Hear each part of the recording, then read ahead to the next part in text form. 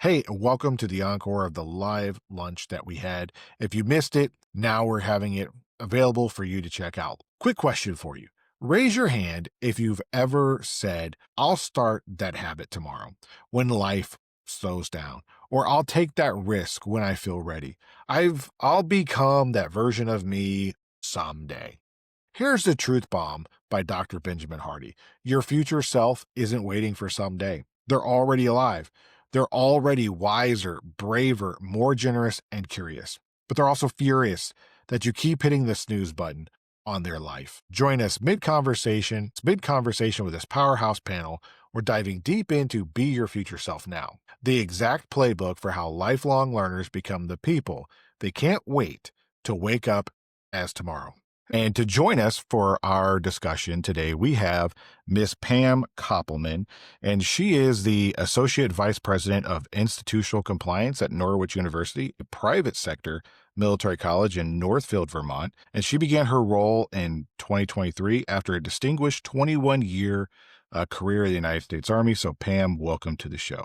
Thank you. Happy to be here. And then we also have Bobby Felder, who is a major in the Connecticut Army National Guard, and she is pursuing her doctorate degree in organizational management and change with leadership from the University of Southern California. So, Bobby, welcome to the show as well.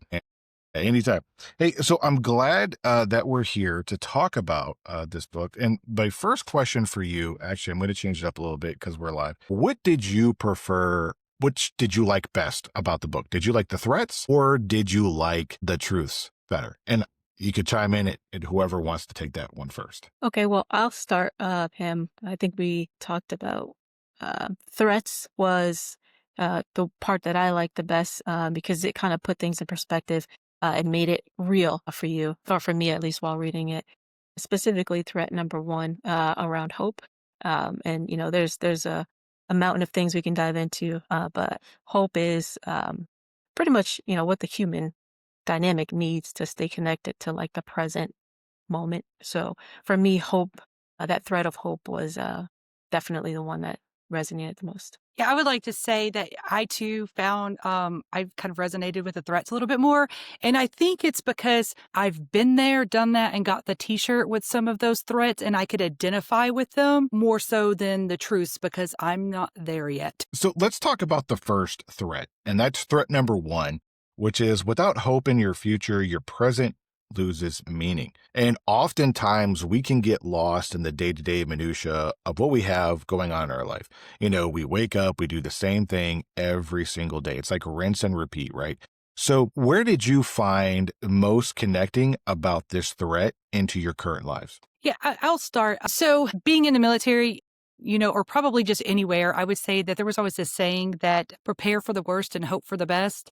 And before, hope is not a plan, right? And I would say that this, portion of the book kind of talked about that, like hope is kind of a plan because you need to be kind of proactive in it and you have to put stuff into it. It's not just, wishful thinking.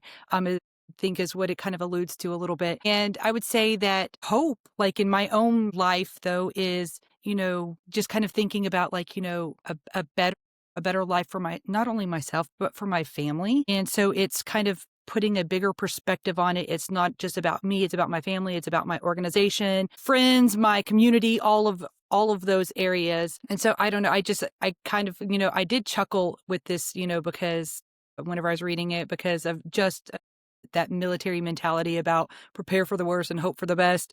Because I felt like when people said that, it's just because there was no plan. There was no thought or proactiveness put behind it. They were just, really being pessimistic about the whole process. It was usually going into a planning operation. Bobby, what about you? Yeah, I definitely agree with Pam. I think for me, what resonated the most about this threat is the emphasis on like setting clear goals and having a clear vision so that, the hope that you have is physically geared towards something, without that hope, without, that clear vision being set, it's really, really hard to stay motivated and continue to pursue something. So having that hope aligned with clear goals, like a vision that you can accurately, at least helps when the days get rough and, you're bogged down in the details. If you have that clear vision, you can kind of pop your head up and say, oh, yeah, that's the goal, that's the vision, and keep going on. So the hope is important to have, but I think what's more important is to have those goals connected to that hope clearly laid out, so that without that plan, there's really this kind of sense of being lost. It could be. And so those goals really resonated with me. Yeah, and when he talks about goals in this book, I really like how he ties them to our future selves, and he really talks about that vision. And so I kind of want to go to that threat of not having that vision real quick because we just touched on that. And he says, the clearer you have a vision of what your future looks like, the more realistic it is that you're going to be able to achieve it. And I see myself doing that all the time now, as I'm getting ready to transition into retirement. What do I want my future self to be? What does that look like? The things that you do on a day-to-day basis that kind of get you there. But if you're younger, you might not necessarily understand what your future self looks like. And so with that vision, I have a question for both of you, because I know I did really have a vision of what my future self would be 20 something years ago. That's not something that I really had. I just kind of did the day in, day out and followed the checklist that was prescribed to me. So what about y'all? Do y'all have like a vision of what you envisioned yourself to be, 20 years ago and 20 years from now? I can chime in and say absolutely not. 20 years ago, I did not have a vision of what, Bobby 20 years later would look like. I didn't really start looking at, anything that resembled visions or goals, probably until, right after college. And I'm like, you finish up college and you're like, okay, now what? What do I want to do when I grow up? And so there's kind of inching toward a goal, short-term goals, some long-term goals. But I would even say now I'm still thinking like, what do I want to do when I grow up? But I think, having these small goals that are aligned with something or how you see yourself in the future helps you continue to like navigate and push forward. So 20 years ago, no, but I think now, being a little bit of an adult, I can say there's increments of time. So 5 years from now, I can see what Bobby will look like and want. And so I aligned some goals toward that. But 20 years ago, absolutely not. But I think I have a mindset that will continue to progress and identify what that vision of future Bobby looks like, for sure. So I would like to add that similar to Bobby, I did not, whenever coming out of college, I still wasn't there yet. I did not have those visions and goals. It probably didn't happen until I became a field grade officer in the Army. Whenever like you go to ILE and you start learning about those more operational and strategic level ways of thinking and not the tactical. And that's probably whenever I kind of started developing a better sense of, a future self. What am I going to do? Because a lot of that, honestly, because I was having a bit of an identity crisis at that time in my life, because I identified myself as my work. And so it was like, what am I going to do that's going to help my organization? I don't know if that's good or bad. And then secondly, it really kind of came back to me again, to kind of focus on those visions and goals as I started preparing for retirement, kind of like you mentioned, and really thinking about what my future self is going to be, especially as I was leaving behind an identity of myself in the military. Yeah, and with those future goals that we have in mind, and that we see them, and he says, the more clearly you can see it and describe it, the more connected you're going to be to it. Now, after having read this, I went back and I started thinking about that, like, oh, that kind of makes sense if you can clearly see it. And then I was doing some research and saw that some people develop like a little 1 minute or 2 minute video of what they want their future to look like. And then they watch it and they go, oh yeah, this is exactly what I want my future to look like. So the things I do today need to make sure it delivers on that. Is that something that y'all have encountered or y'all do in your own life? It's not something that I've done.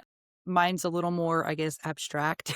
It's in my head. And I guess because I'm not going to lie, I'm my own worst enemy. I'm my own biggest threat when it comes to this. So sometimes, and I guess that's kind of where some of the truths come in, but if I put it down on paper or I document it, then it's real. Does that make sense? Yep. And so I just kind of keep it in my head and sometimes don't even share it with people because, again, I'm afraid of failure, but you can't get to your future self without a little failure.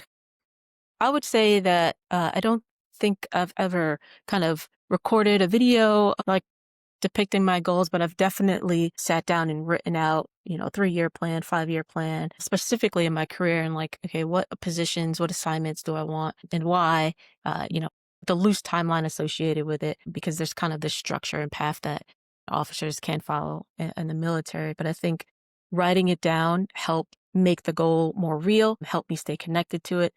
So not necessarily recording, the video of me saying what my future self might look like, but I definitely have written down 3 to 5 year plans of what I want to do, in the military and then also with my education, so writing it down definitely makes it more real. But I also agree with Pam where, once you write it down, once you document it, it's real. And, the feeling of, man, if I fail, that kind of sets in. And so it's tough to continue to navigate that. But I think writing it down in some fashion or document it helps stay connected to it. But it just, kind of gives you that, oh man, this is really real. I got to follow through on it. So can I just add one? So I just wanted to add that, so when I was in the military, the 3 to 5 year plans that we were kind of required to do, I did that. But I would say that was purely on a professional level. Even though they encourage you to put personal things in there, I didn't. So I was only ever looking at my future self from a professional standpoint, not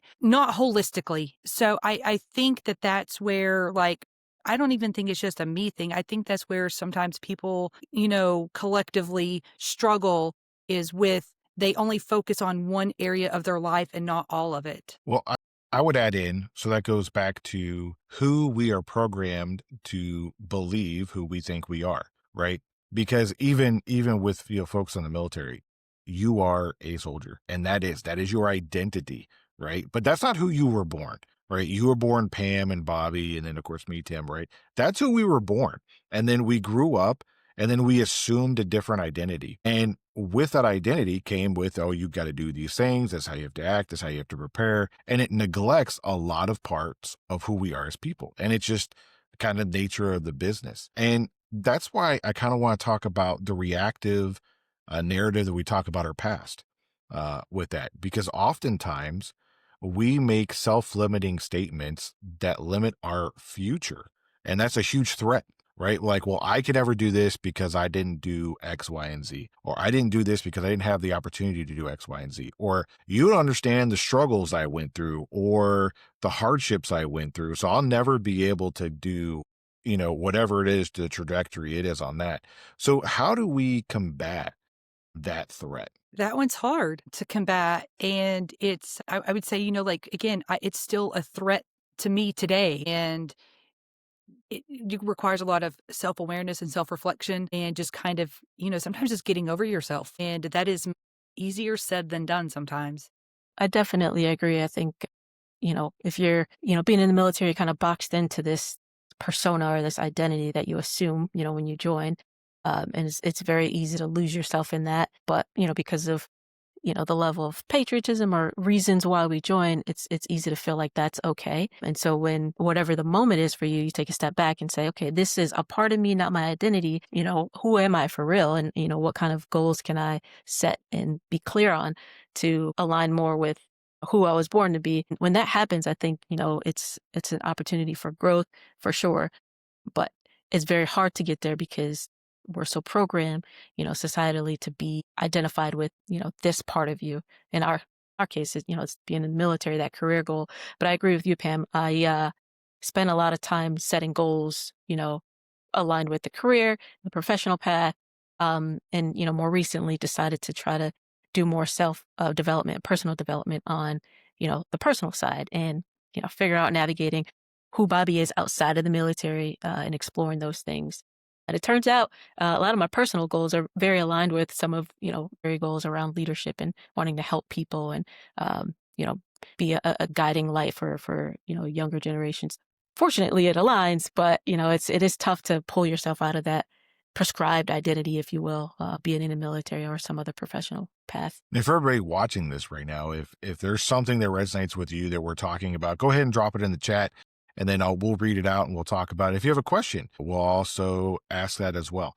Now, when we talked about the parts of us, right, that we want to overcome, and it's super hard, I would also add too, it's not just about the military, because how often do you go places and what's like one of the first questions that somebody asks you for small talk, right? It's, hey, what do you do? Pam, go ahead. No, so whenever we were joining in, preparing for this session today, you did a quick introductory, said, sorry about that. I was getting a phone call. It was, you said, oh, Pam, this is Bobby. Bobby, this is Pam. And then you stepped away for just a quick second. And then I was like, oh, hey, Bobby. So I'm like, so what do you do? So again, but you're absolutely right. It's like, what do you do? I mean, and I think people have a habit, because I do too, like, of saying immediately what your profession is. And then maybe be like, oh, and I'm also, maybe a hobbyist of there. I'm a mother, I'm a father. Those things don't come up until later in the conversation. Yeah, and it's a huge threat because it's also tying you to identity, and oftentimes it's drawing you back into a past, right? Into a narrative maybe. Cuz how many times do you go home and somebody, for us that don't necessarily live where our home is, and then you go back somewhere and you meet somebody that you grew up with, and it's like for them the version of you stopped like at that point, and then the version of you that showed up is different. And it's also the same for deployments. When you deploy, right? That version of you that left your family while you were there stopped, and there's a narrative there. And then when you come back, a whole year has passed. And the same is the same for how you view your family. Is that version of them? That's the version that you're thinking of, when you left. And so when we think about planning for our future selves and being that future self now, I think about our environments, and that's threat number 3, right? Is being unaware of your environment creates a random evolution. And I really like this chapter a lot, and this thread a lot, because it really talks about, one, how people treat you and how you let people treat you, based on who you surround yourself with. I know, Pam, you work at a college, and a university, so you could probably see this a little bit better than other folks. And Bobby, well, I'll get to you too on this one. I want to know what you think. But how do you see this play out? So if I recall, chapter or number 3, or threat number 3 was, kind of about the self-fulfilling prophecies and stuff. So, right. I would say that, because I was reflecting a little bit on the whole book, leading in today, that I think that I'm in an environment where I see young adults who are students who are actually, being their future self now, especially at a senior military college, because they are really thinking about what their future is going to be and trying to, apply that to the now. And I mean, honestly, I think I'm in a unique environment in that particular aspect as it relates to threat number 3. And so I would say that, like, I don't see that as much as I would in some other professions, like maybe if I worked in healthcare or, some other, industry. But I think because of the nature of where I work in higher education, that it's a little skewed. Okay, and Bobby?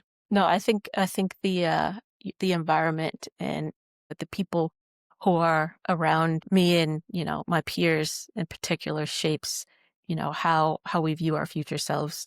Definitely, especially at this moment in my career. The main 5 people that I spend my time with, on a professional level are like my peers. So, we're all, in the grind together talking about what our future looks like. So that's, inherently shaping our future selves, with whatever, military education that we have to get through, whatever waypoint or mile marker in our careers we have to get through, what we have to do to get there. We're all talking about it, discussing it, kind of try to develop this shared understanding of it. That's inherently shaping, my future self for sure. And, the goals that, I have and, I tend to talk about with my peers always, shapes my future self. So there's something that happens unconsciously because, it's just the environment that I'm in. But I would say, it's an awareness that I have, but it happens so unconsciously. It's like a weird dichotomy. I know what I have to do. I know what my future goals are, but it just so happens, unconsciously because I'm always talking about it with my peers, that, you know, it's just shaping my future self, if you will, unintentionally. But that's the professional side. But when looking at the personal side, I have some personal goals, and I have a twin sister who I spend a lot of time talking to pretty much every day, and that also shapes the personal side of me. So this idea that your environment shapes your goals and your future self, and then being aware of it or unaware of it, is truly something that resonates on both ends of the spectrum for me. Yeah, and I kind of expected your answers to be that way because, one, you're either a veteran or have served, and that's like less than 1% of the total society that we live in right now. So those standards are already high, so you're already like in less than 1%. And then working at a college that enlists those people and get those people to join the military also have really high standards. So everyone there is around the same effect, right? Everyone's there trying to achieve the same goals and moving each other forward. And that's where the Pygmalion effect comes into that, right? Because even at the university, they know, okay, you're here because you want to be an officer. We're going to train you to be an officer.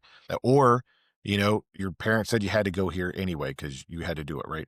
But either way, you're still treated differently. And I've said this before, like what's the difference between an 18-year-old in college and an 18-year-old private is the expectation of performance on those two people groups. They're essentially the same, but the expectation and the requirement is drastically different. And so how they get treated is how they perform. And so I was just curious, how often do you see that play out throughout the course of the day? And do you think about that when you plan for yourself for the future? Yeah, absolutely. Again, the expectation of an individual, my age, grade, rank in my organization is X, Y, and Z. And so because I am in this kind of population of people that has this expectation, I see that expectation kind of influencing behaviors, influencing, performance in others around me, including myself. So absolutely, the Pygmalion effect is alive and well amongst myself and my peers. And I see it happening, daily, physically, and then through conversations, when we discuss what's happening in our worlds. So absolutely, I definitely see that within my peers in my professional life. In my personal life with folks that are not in the military, but around my age, obviously the expectations are a little bit different, but sort of the idea of progressing in your career, progressing, in your personal life. Some of those societal expectations still exist, just in a different version for the folks that aren't in the military. But absolutely, I think behavior, performance is definitely shaped by this effect. Yeah, I'll just agree with that. Again, it's the Corps of Cadets at Norwich University, right? They have there's like military standards and then there's like Corps of Cadet standards. And it really does just shape them, and not just because of the standard, but just, their peers, whether they're a freshman, they call that a rook at Norwich University, or if they're a senior, it's again, they're all like feeding off of each other and those general expectations in the environment. And it really does. And I would say that even though most of these students that are in the Corps of Cadets go on to be officers in one of our, services, not all of them do. And again, it's because they're there for that environment to shape them to be a better leader in whatever industry that they choose to go into after college. In that, I mean, like I have the utmost respect for an individual that I'm not going to say puts themselves through, but kind of sort of puts themselves through that rigorous environment at a senior military college and not to join the military, again, because again, a lot of their curriculum, I wouldn't say the curriculum, the events that they do is very focused on the military. But again, it does absolutely shape them, whether they're going into, some other type of government service, the military, or into the healthcare industry. And so I think it does. It makes them. No, absolutely. And one thing that the author didn't touch on, but kind of alluded to, was the opposite of the Pygmalion effect, which is the Golem effect. And that is, so if you don't know what a Golem is, I'll kind of like explain the difference between like a Pygmalion and a Golem. It originates from a Greek mythology where this guy, he built a statue and he like was called Pygmalion and he fell in love with it and he started talking to it and treating it like it was a human being. And then it became alive because of how it was treated, kind of like a Pinocchio thing. Golem is the same thing. It's a clay creature that's sculpted and molded, but takes the form of all of the negative and imperfections of the sculptor, right? And so oftentimes we have people that we work with or people that we serve with that we automatically kind of write off and we treat them a certain way because we think that, oh, well, you're just not performing. You're just not a high performer. You just don't get it. Yeah, you're trying to, put yourself in this arena, but you just don't quite fit. So I'm going to treat you this way. Then they start behaving the exact same way they're being treated. And it's the opposite effect of the Pygmalion effect. And I think it's a very important, I kind of understand why he didn't put that in there because it's on the positive side. But if we don't understand that, because if we want to plan our future self and be our future self, if we're trying to put ourselves in different spheres of influence where we can have better people around us, and not necessarily better, but a different elevation of people around us, and we don't necessarily fit that mold yet because we're not there, we need to be cognizant of that bias that we have inside of ourselves to do that. So I just kind of want to bring that up there for a second because it's important to highlight the difference between the two. So the other thing he talks about in the book is when we talked about goals, and he talks about your vision, but he also talks about urgent battles are the things that keeping us stuck, right? From doing that. And he also has a great quote in there where he talks about how it's not having a lofty goal that keeps us from achieving that goal. It's locking on to a lesser goal that we know that we can really gets us stuck there, right? And it often doesn't lead to where we want it to go. So how often, I know I do it all the time. Like I'm like on that hamster wheel rolling, knocking out all these like urgent tasks, but they're not necessarily the right tasks to get me to where I need to go. What do y'all think about that? That is the story of my life sometimes. I am running 100 miles an hour on a treadmill and I get off at the same place that I started. But I do try to refocus myself whenever sometimes not all the time, but sometimes I can catch myself and then I will stop and I will look at all the things and I will reprioritize, but it's not always conscious, when it's happening. It's not until the end of the day, whenever I'm doing my hour drive home and I'm doing the self-reflection on what did I accomplish today? And I'm like, absolutely nothing. Or I did, but again, it's like all these itty bitty fires. So in that chapter, I think that was the chapter where he talked about the professor that took the bucket with the pebbles and the rocks, and then you can't fit it all when you put all the pebbles in there, but if you put all the big rocks in and then fill it in with the pebbles. So I thought that analogy was fantastic because I was like, that was really kind of hit home with me. And I was like, oh, I need to do this more often. And I think I need to be a little more intentional,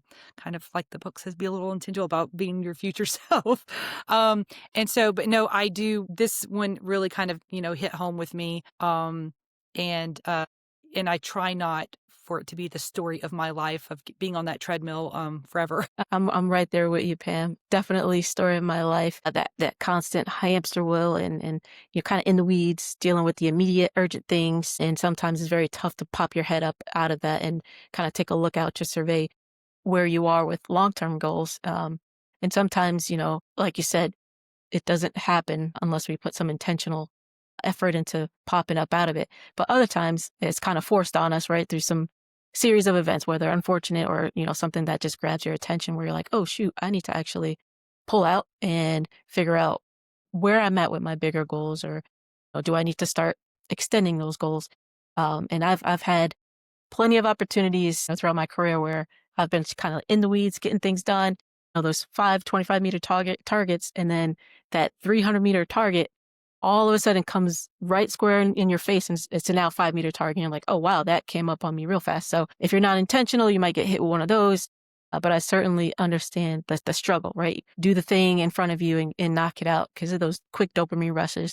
But, the importance of that long-term looking out, kind of surveying to see where you are and doing that intentionally, that's tough. And unfortunately for me, those things that have zoomed up on me really quickly haven't been that bad. But I think for me, the thing that I've experienced a lot is my family saying, hey, get out of the weeds. Look, remember that thing? And that's been helpful for me to be intentional about coming out of the weeds and looking up to stay focused on those long-term, 1,000-meter targets, if you will. But definitely understand that struggle. So can I ask a question real quick? So just of the group, and I know, Tim, you're the host, but it just made me think, so would you consider, because as you were talking, it made me think, would you consider like those small little fires or the little pebbles from the analogy, like being reactive and the bigger rocks, the medium and larger rocks being more of the proactive? I think it can be a combination, right? Because some of those little rocks can be necessary, like parts of a past long-term goal that are now on you and you have to complete them. But I think if more of those tiny pebbles are reactive, then yeah, you lose sight on being as, proactive as you could have been. So it's really important to, I think, be intentional about what tiny pebbles you focus on, because those tiny pebbles are a trickle of a past long-term goal that you're just coming up on. But I would say a lot of the times, those reactive tiny pebbles pull and steal your attention away from those more proactive big rocks that we should be looking at. So again, my answer is probably a little wishy-washy, but I think it's important to determine and have some discernment on how much time you spend on those tiny pebbles, how often the tiny pebbles are reactive versus just the residual from you being proactive a couple months ago. I would just say I'm a little bit unfair as I read Dr. Hardy's other book, which is The Art of Scaling. And in that, he talks about signal to noise ratio. And in there, it's really, there's a lot of noise throughout the course of the day. There's a lot of things happening, and it's up to you to rise above the noise. Like, what is your noise floor level, right? And, in the podcasting world or even in the music industry, right? That level of static, right? You got to raise it up so you can't hear it anymore. And oftentimes, I don't think we rise ourselves up above the noise, and we get sucked into the noise and we latch on to the things that's in front of us instead of going, you know what? This isn't for me to latch onto. There's other people that can latch onto it. There's other folks who would love to do that. And I don't necessarily have to do that. Also, if I do that goal that's right in front of me, is that really going to get me to my ultimate objective? And oftentimes he talks about in this book too, he talks about this kid who he talked to, and he wants to own a soccer team. And he goes like, by the time I'm 50 years old, I want to own my own soccer team, like my own football club. And he said, okay, sits down with him. He says, what is it that you need to do in order to do that? And he goes, well, I got to go to college and get a bachelor's degree. Then I got to get a master's degree. Then I have a doctorate degree, because everybody I know that owns a football club and a soccer club has a doctorate degree. So I got to get that. And then I need a network and then find a whole bunch of people who have some money. And then I got to buy this soccer club. And he goes, okay. He goes, so let's shorten your timeline.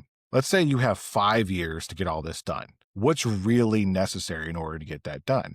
Because when you shorten the time frame, really the longevity of everything else in between is immaterial. So what do I really need to get done in 5 years? I need to network and find people with a lot of money who are willing to give it to me to buy the soccer team. Nothing else is really needed. I just need money and a team to buy, and then to do it, right? And then some people to work with you and everything else. So when we shorten our goals and we make them really audacious, to get after it, it really raises that signal to floor ratio. And that goes into everything with like what foods you're going to eat, right? Like if you don't like being treated like garbage when you go through the drive-through, don't go to like a Golden Arch thing, right? Because you're probably going to get treated that way. Nothing against them. I love that.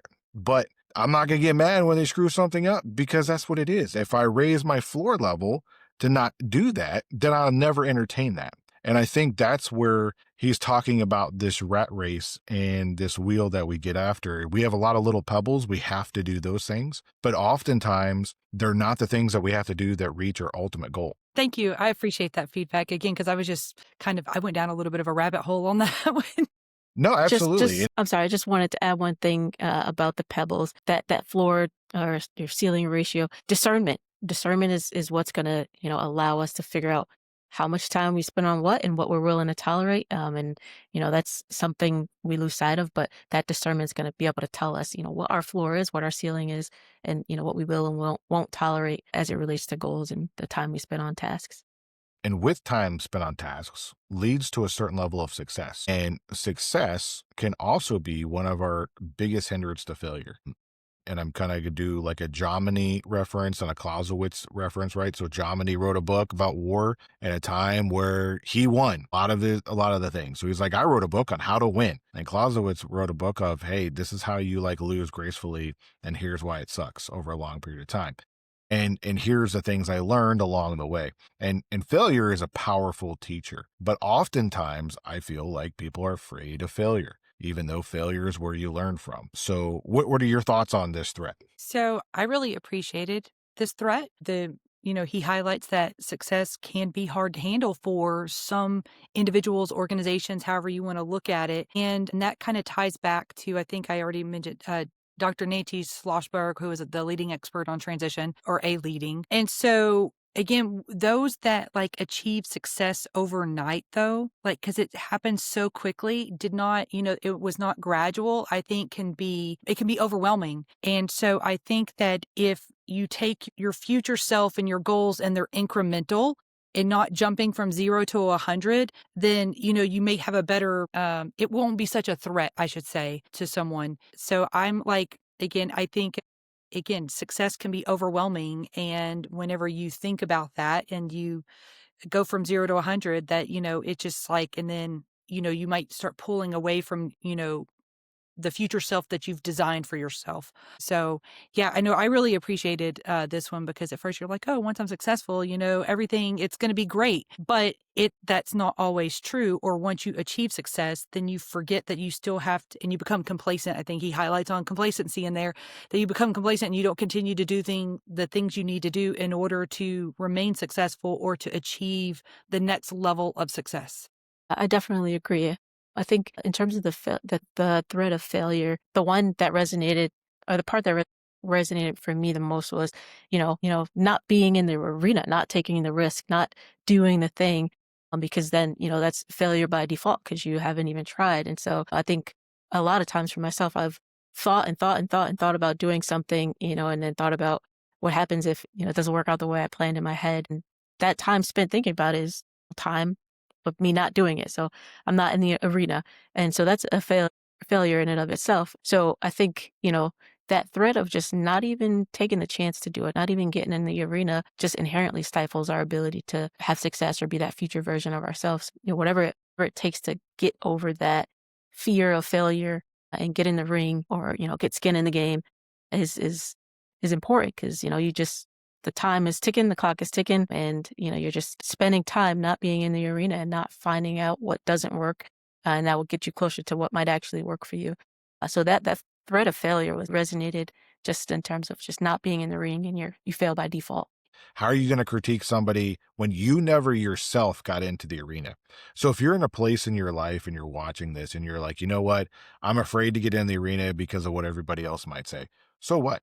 Like, if you're in the arena and they're not, they're a spectator. Spectators pay for you to perform. So you're going to reap the benefit of them paying to watch you do whatever you're doing anyway. So you might as well either succeed or fail, because you're going to reap the benefit.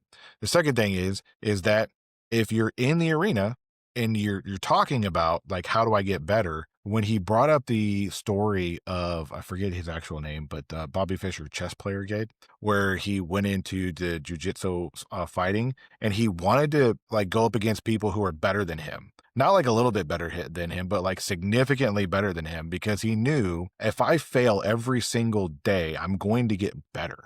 And then he beat the guy who was constantly beating him up every day. And then the guy's like, well, I don't want to play you anymore. I'm not going to get any benefit out of this either. So I think that was a really good analogy, because growing up playing sports, I always wanted to play people older than me and better than me, because I wanted to push myself. I wanted to be around people who were better than me so I could be better. I did success and, being great. Yeah, you win. So what? It's even better when you win and you win against people who are better than you. And you're like, that's a real victory. What do y'all think? I couldn't agree more. I'm an athlete. I played sports my entire life. And so I understand, going up against someone bigger than you and failing and learning from that failure. And I think having gone through that process, getting the sets and reps of, pushing yourself to the limit, and then ultimately getting to a bit of success, and then failing again, getting to an even further bit of success is the process is that much more fulfilling and rewarding when you actually do reach whatever goal you're reaching. And as an athlete, getting in the ring and doing the thing and getting knocked down, getting back up, or whatever your sport is, I think it's essential to not only help with understanding how failure sets you up for success, but also shaping the kind of character you build through that process. Ultimately, getting to success is super important because you knew what you went through. You learned mistakes. You learned from your mistakes. And so when you reach that pinnacle of success, whatever that looks like for you, you knew that there was a process, and it's all the more meaningful for you. And it's, I think, a bit easier to sustain that success and drive a path forward because you knew where you came from. You knew what you went through. And so I say, getting in the ring, doing the thing, and reaching success, getting those sets and reps in is important to the character of what kind of winner you will be. Yeah, so I would just say that I think you have to know yourself in order to take, a specific approach. And so some people can go up against the harder people to learn and learn and learn, but I'm going to be a little bit of a pessimist here. I don't think that that technique would work well for everybody. Some people need to take it, step by step, gradual and, and learn those skills as they go versus going all in. So again, I think it depends. That's my favorite IG answer is it depends. No, I don't disagree because some people do need the small wins along the way to build that confidence. But it all goes towards something that Bobby talked to, which was building the character along the way so you can be the person to do the things that's required of you for when you are your future self. Because your future self is going to have to endure things that you haven't endured yet. And you have to build that character up along the way, which brings me to our first truth. And I don't know I have enough time to go in all of them, but I really love truth number one, which is your future drives your present. And that goes into that character building, right? So I love how he talks about the cycle. And it resonated with me so much when I was like in college and then also even sometimes today, where it's like tomorrow you will always be mad at last night you who wanted to stay up till 2 o'clock in the morning to play that video game or to watch that Netflix, binge series or whatever it is that you were doing that wanted you to stay up till 2 o'clock in the morning. Like morning you will always be tired and mad at last night you. And he can never do anything to affect last night you unless he like oversleeps and like loses his job. And then now, last night you will never ever exist again because you're going to have to do something else that's kind of drastic. But I love that analogy because it's so true. Like how often do we not, we're thinking our future self like 5, 10, 20 years down the road, but like even with tomorrow, right? What are we doing today that sets ourselves up for success for tomorrow? And I really like that truth and how it came about because I found it to be truthful. I was like, yeah, that's true for me. So what about y'all? Yes, I love, as much as I like the threats, truth number one is probably my favorite because just the point that he made specifically about your present self being connected to your future self and actually caring about your future self. That resonated deeply with me because, the just quick analogy of, if you care about something or somebody, you would want to stay connected and like make efforts and investments in that so that the future of your future self is obviously taken care of. And so maintaining that connection to your future self through your present actions is important. And so, the cycle of understanding and being intentional about what you're doing now currently and how it affects your future self, it makes a whole lot of sense. It's logical, but it's very easy to lose sight of that and become disconnected, being bogged down with other things that have nothing to do with your future self or things that are like, instant gratification. And, you lose sight of what it will do to your future self or future version of you. So staying present and being connected to my future self is super important. And I think through goals and constantly looking at them and reviewing them is obviously ideal. But I'm a realist and I understand that most of the time humans are creatures of like instant gratification.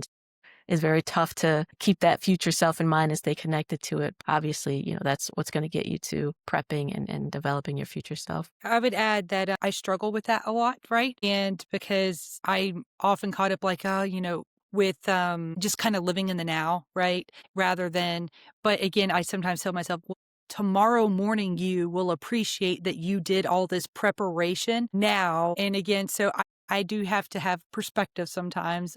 And I always kind of think about it in the sense of, again, nighttime Pam versus tomorrow morning Pam when I'm not a morning person, despite my career in the military, never a morning person. And I was like, but now what I do is like, I figure out what I'm going to wear to work tonight and get it all out. And if it needs to be steamed or what have you, then I try to do that the night before. So that way I've better prepared future Pam for what lies ahead in that day, because there are so many unknowns that are going to come at me the next day.